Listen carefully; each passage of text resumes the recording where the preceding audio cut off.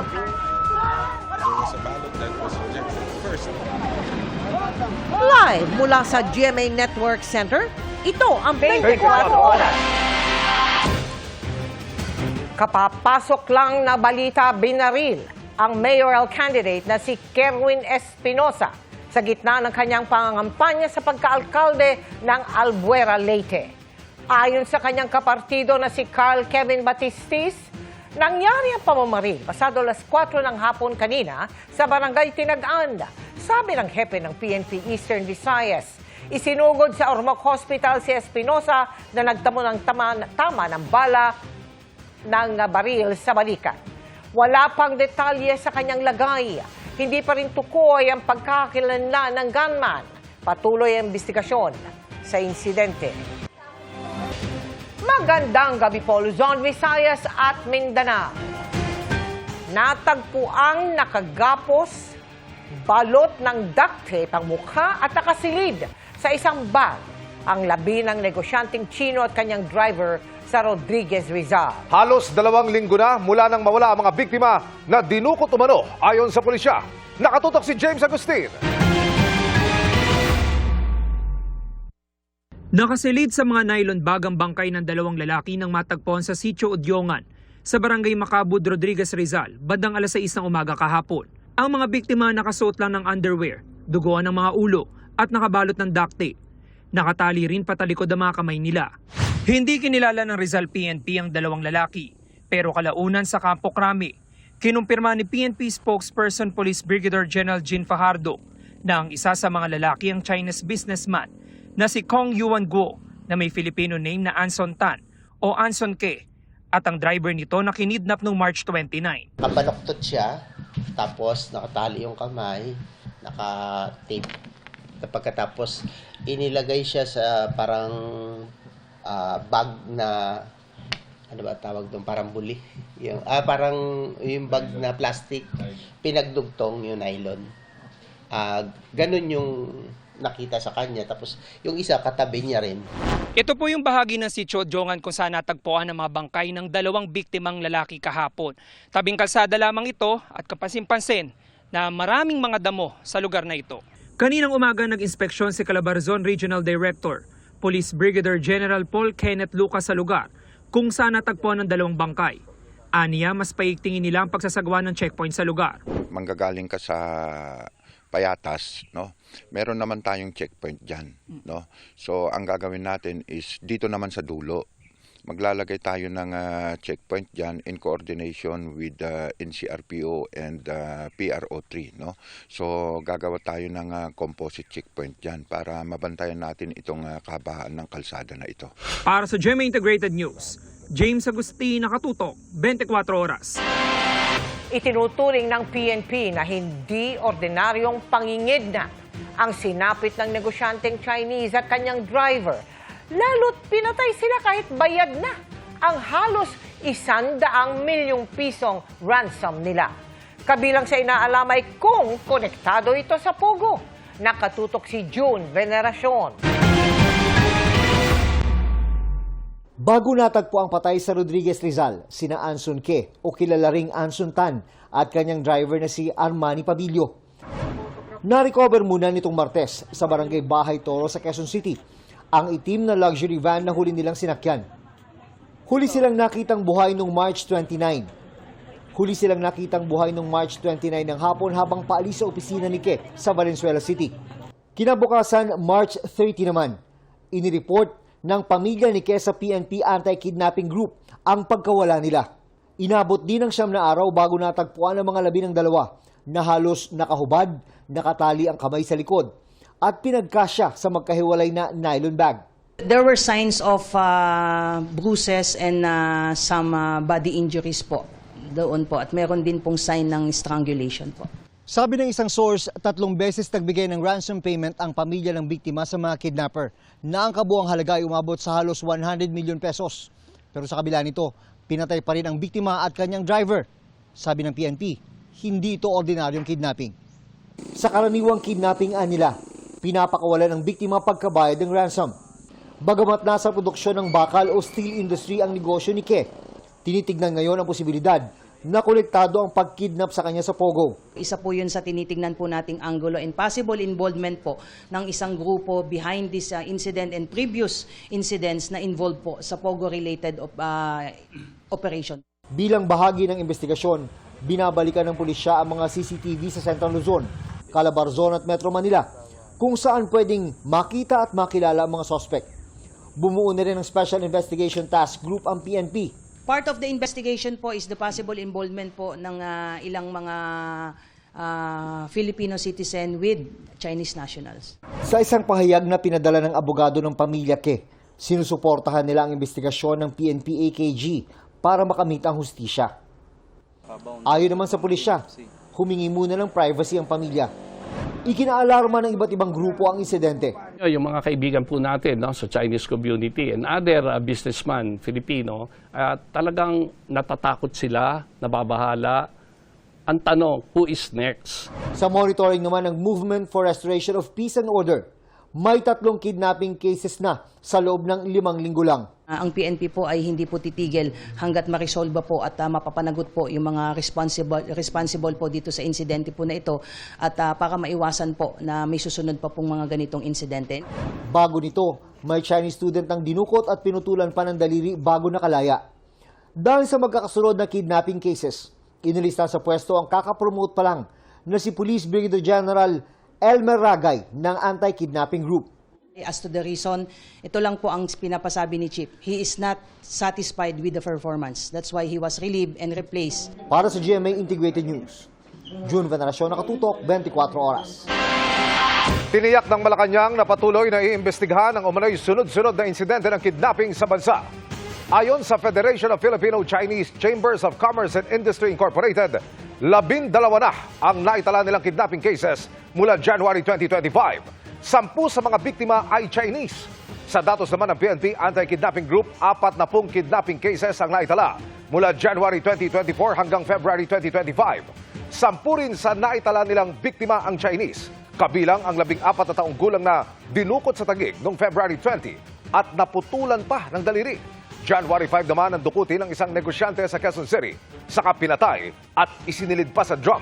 Sa isang pahayag, nanawagan ng Chinese community ng agaran at malinaw na aksyon para mapanagot ang mga sangkot sa kidnapping.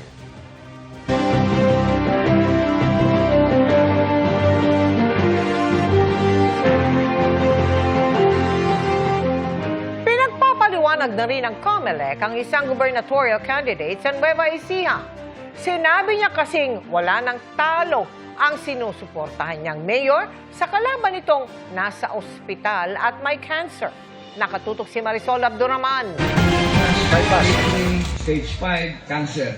Nakuha ang atensyon ng COMELEC ang video ito ng pangangampanya ni Virgilio Bote, isang gubernatorial candidate sa Nueva Ecija. Sa kanyang talumpati kasi noong April 3, tinukoy niya ang kalagayan umano ng kalusugan ng kalaban ng kanyang kinakampanyang kandidato sa pagka-mayor. At ngayon naman po, walang katalo yung kalabang mayor ng aking mayor dahil nasa hospital na po yung kalaban namin. Hindi ko po pinabaril. May sakit po na, ano yun? Type, ano na sakit? Sa kidney. Bypass. Kidney, stage 5, cancer. Hindi po cancer, stage 5. Cancer na rin! Kaya hindi na po makapangampanya. Inisyon si Bote ng show cause order ng COMELEC para magpaliwanag kung bakit hindi siya dapat ma-disqualify dahil sa posibleng paglabag sa resolusyon laban sa discrimination. May cancer na nga yung tao, kung yan may totoo na may cancer, kinakailangan pa ba natin i-degrade yung tao sa pamamagitan ng entablado sa isang kampanyahan? That's a no-no in campaigning. Basic po yun, hindi po yun, that's common sense. Very clear po yun sa atin, discrimination against persons with disabilities. Hindi binanggit sa show cause order ng COMELEC kung sino ang tinutukoy na may sakit umanong alkalde. Hindi raw dapat ginagawang biro o ginagamit na pang-atake sa kandidato ang kapansanan o anumang health condition ng tao ayon sa COMELEC. Sabi ng COMELEC, sensitibong impormasyon ang health status ng isang tao na pinoprotektahan ng data privacy law at kung gagamitin pa sa paraang malisyoso at mapang-api, labag ito sa COMELEC Resolution 11116 o Anti-Discrimination and Fair Campaigning Guidelines. Pinapayagan naman daw ang negative campaigning ayon sa Omnibus Election Code, pero may limitasyon ito. Pero yung negative campaigning na may paglabag sa libel, may paglabag sa cyber libel, yan yung mga limitations eh. Yan po ay direct violation ng mga existing criminal laws or election laws. Para sa GMA Integrated News, Marisol Abduraman, nakatuto 24 oras. Mahigit 600,000 pisong halaga ng umano'y shabu ang nasabat sa 4 na sakay ng isang kotse sa Coronadal City. Wala silang kawala kahit unang tumakas sa checkpoint. Narito ang eksklusibo kong pagtutok. Pinababa agad at ineskortan ng mga pulis ang 4 na sakay ng puting kotseng hinarang nila sa Barangay Carpenter Hills, Coronadal City nitong Martes ng umaga. Nauna na yung tangkain harangin sa isang checkpoint para lang sana i-verify ang mga sakay, pero sa kalit na tumigil, humarurot ang kotse ayon sa mga pulis at ninagpasan sila. 2 lalaki at 2 babae ang sakay ng kotse. At nang inspeksyonin ng Highway Patrol Group ang loob, tumambad ang umano'y kontrabandong dala ng grupo. Plain view doctrine, itong 2 sachets ng naglalaman ng hinihinalang shabu with corresponding more or less 100 grams or with an estimated drug price value worth 680,000. Napag-alaman din natin na sila ay kumukuha ng mga pinagbabawal na shabu or pinagbabawal na gamot dito po sa part ng Maguindanao. Hindi nagbigay ng anumang pahayag ang mga suspect pero patuloy pa rin naming sinisikap na makuha ng panig. Paalala ng HPG makipagtulungan sa police checkpoint. Hindi po motor lang ang pinapara ng ating HPG, kundi pati na rin po yung 4 wheels sa utos pa rin po ng ating Chief PNP. Para sa isang malinis at seguridad na mapaparating na halalan. Para sa GMA Integrated News, Emil Sumangil, nakatutok, 24 oras. Nagkainitan ang ilang senador at resource speaker sa ikatlong pagdinig ng Senado kaugnay sa pag-aresto kay dating Pangulong Rodrigo Duterte. Sinagot din ni Justice Secretary Jesus Crispin Remulla kung bakit isinuko si Duterte sa ibang bansa. Nakatutok si Mau Gonzales. Sa pagharap ng mga opisyal ng ehekutibo sa pagdinig ng Senado, naging mainit ang talakayan kaugnay ng pag-aresto kay dating Pangulong Rodrigo Duterte. Sa isang punto, naluha ang kaalyadong si Senador Robin Padilla. Gustong maliwanagan ng Senate Committee on Foreign Relations bakit sinurrender si Duterte sa ibang bansa, gayong sa Interpol Red Diffusion nakalagay na dapat arestuhin si Duterte para sa posibleng extradition. Ang sabi ni Justice Secretary Crispin Remulla, hindi na posible ang extradition dahil hindi na miyembro ng International Criminal Court ang Pilipinas. Kung miyembro po tayo ng ICC, nakakatulong sana kay President Duterte na hindi po siya ililipad. Siya po yung mismo nag-atras ng ating membership Kaya nga Kasi yung po yung malinaw po na may treaty po na kinakailangan para magkaroon ng extradition. Wala pong treaty Kasi nga nag-withdraw na tayo sa ICC. Yun po yung option na binibigay ng batas sa authorities sa amin po. Sa amin pong departamento at sa ating pong executive department. Malinaw po yun. Ang surrender po ay isang option na pwedeng gawin.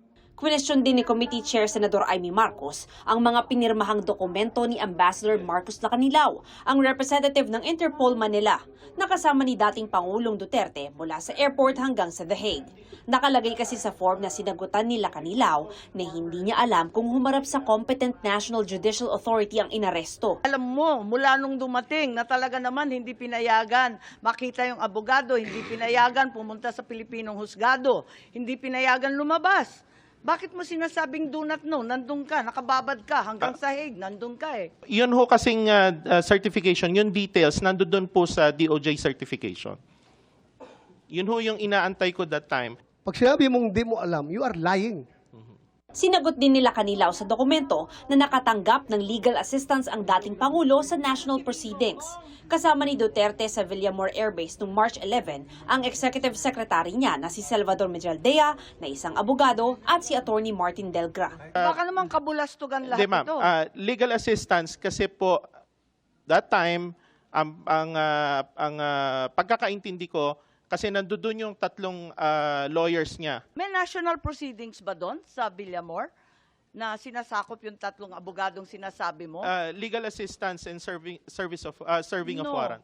Dahil hindi katanggap-tanggap sa mga senador ang sagot nila Kanilaw, ipinakontempt siya ni Senador Bato de la Rosa.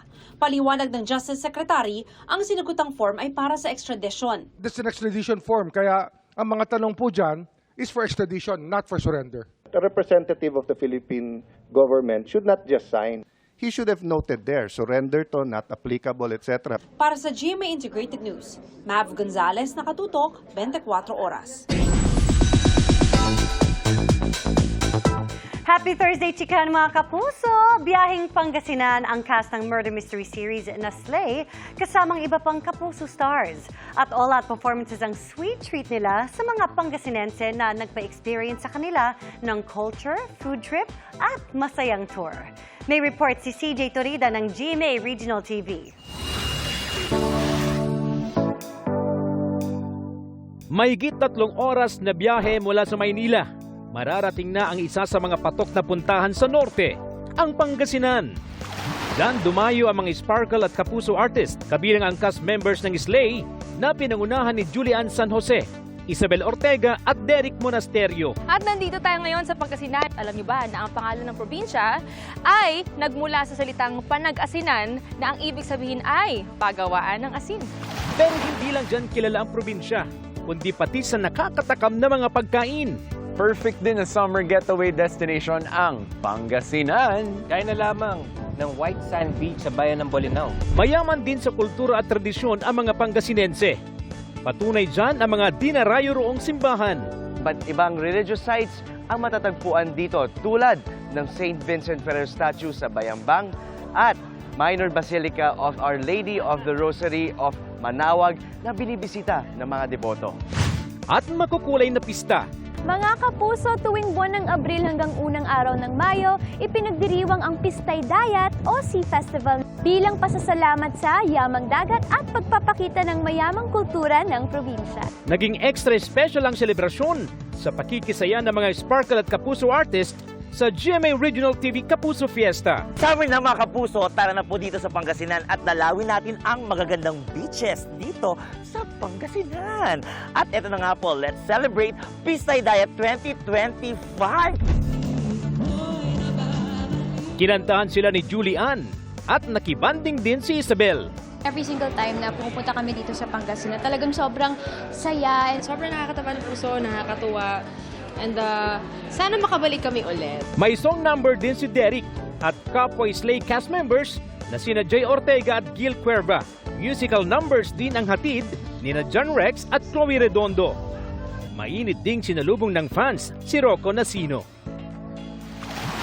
Mula sa GMA Regional TV at GMA Integrated News, CJ Torida, nakatutok 24 oras.